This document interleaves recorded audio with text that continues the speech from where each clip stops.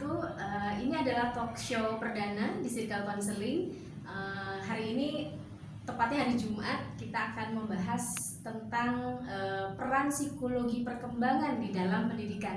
Narasumber kita hari ini adalah Bapak Ecep Supriyatna SPSI MPD. Selamat siang Pak Ecep. Selamat siang Bu Dea, sehat? Oke, sehat, alhamdulillah. Terima kasih sudah berkenan untuk menjadi narasumber di talk show The Circle Counseling hari ini. Terima kasih juga sudah mengundang saya Bu Dea.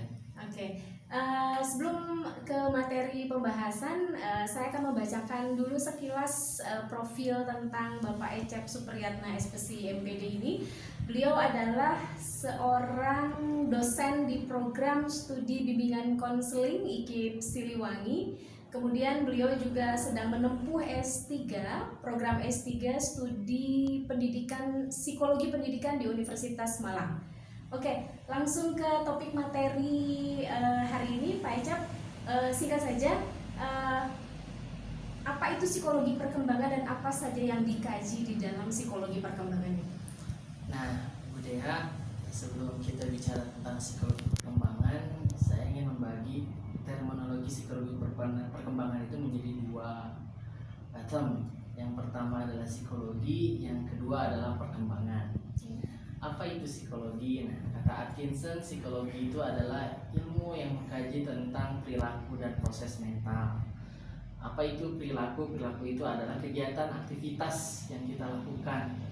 Kita makan, minum, berjalan, gitu ya. Kemudian menulis, itu ada bagian dari perilaku. Dan proses mental itu diantaranya mengingat, berpikir, memecahkan masalah, itu adalah bagian dari proses mental. Nah, itu psikologi. Yang kedua adalah perkembangan. Kata Harlock, yang dimaksud dengan perkembangan adalah serangkaian perubahan progresif yang ditandai oleh kematangan dan pengalaman.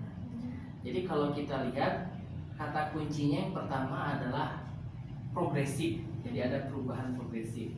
Tapi perubahan ini tidak melibatkan satu aspek aja, karena disebut sebagai serangkaian. Jadi banyak aspek yang terlibat.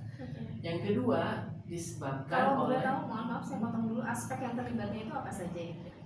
banyak kan. Ada aspek kognitif, ada aspek sosio-emosional, dan ada aspek fisik gitu yang terlibat dalam perkembangan itu sendiri. Nah, di belakang itu tiga aspek itu ada banyak juga yang sangat berpengaruh di dalamnya. Nah, yang selanjutnya adalah disebabkan oleh kematangan dan pengalaman. Kematangan ini di salah satu faktornya adalah dari genetik. Jadi perkembangan sangat dipengaruhi oleh genetik. Yang kedua adalah pengalaman. Nah, pengalaman di sini adalah faktor lingkungan. Jadi kalau kita bicara tentang perkembangan, dua faktor yang mempengaruhi adalah genetik dan yang kedua adalah lingkungan. Oke, lingkungannya termasuk lingkungan keluarga itu sendiri, kemudian lingkungan masyarakat, lingkungan sekolah, mungkin teman sebaya, itu termasuk semua ke dalam. Iya, termasuk lingkungan.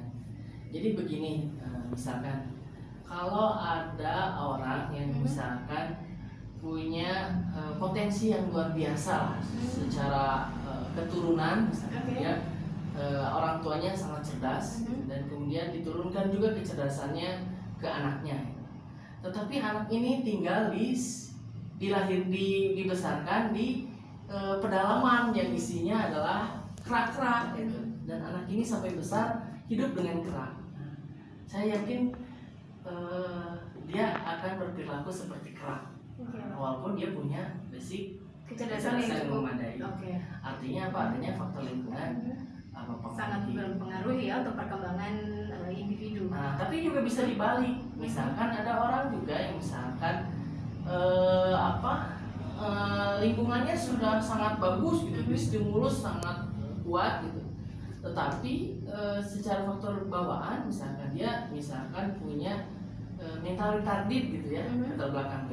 Maka mau di stimulus dengan beberapa profesor yang jago sekalipun, misalkan dia ingin dilatih dengan kemampuan matematik yang bagus gitu ya, ada tentu saja dia memiliki hambatan karena ada hambatan dari intelijensinya, jadi bawaan dari lahirnya gitu. Oke, genetik tadi ya. Ya, sehingga kita bisa mengambil kesimpulan bahwa perkembangan itu dipengaruhi oleh dua faktor itu, dan kita tidak bisa mengkesampingkan dan mentiadakan salah satu faktornya.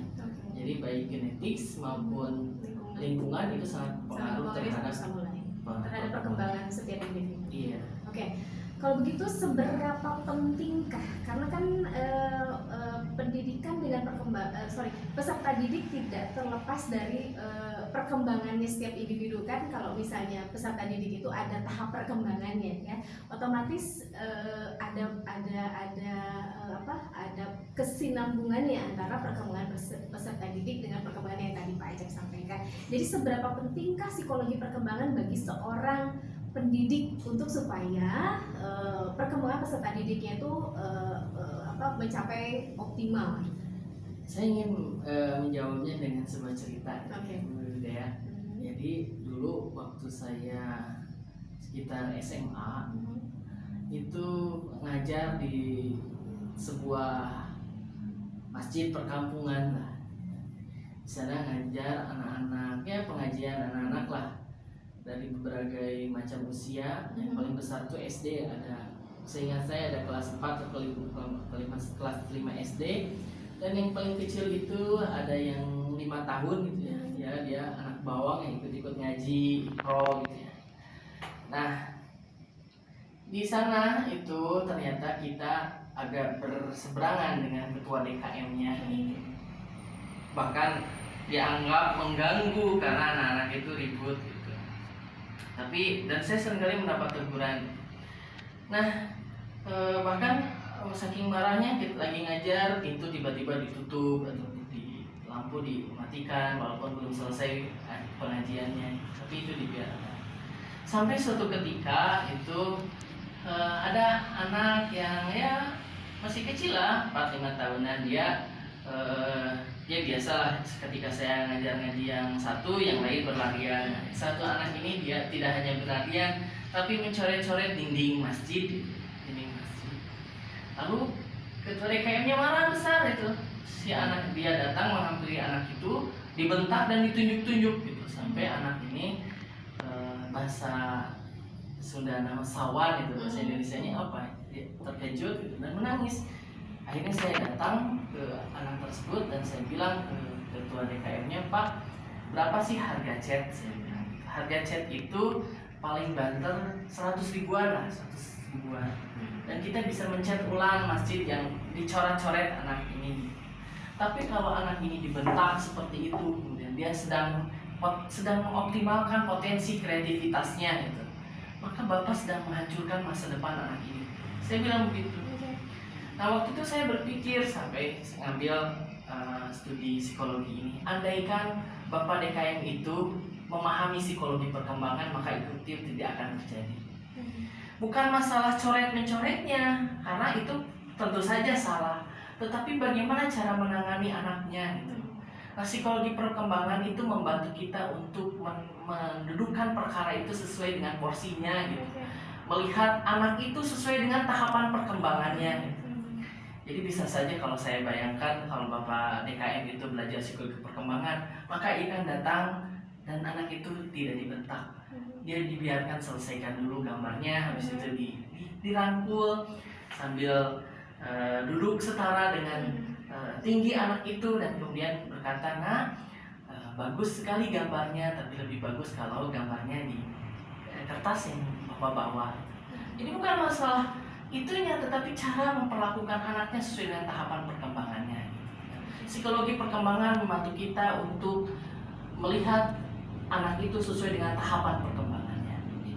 Oke, jadi begitu pentingnya psikologi perkembangan itu terhadap perkembangan anak itu sendiri. Jadi seorang pendidik itu saya pikir wajib ya, setelah yang tadi Pak Ecep paparkan, wajib sekali untuk memahami tentang psikologi perkembangan, karena pendidik itu kan ada tahapan, dia mengajarnya tidak hanya mungkin anak TK, SD, SMP, dan SMA, dan itu perkembangannya berbeda-beda. Otomatis ketika seorang pendidik itu menjadi guru TK misalnya, maka perlakuannya atau treatmentnya terhadap anaknya berbeda dibanding dengan dia men-treatment anak SD atau apalagi SMP atau SMA.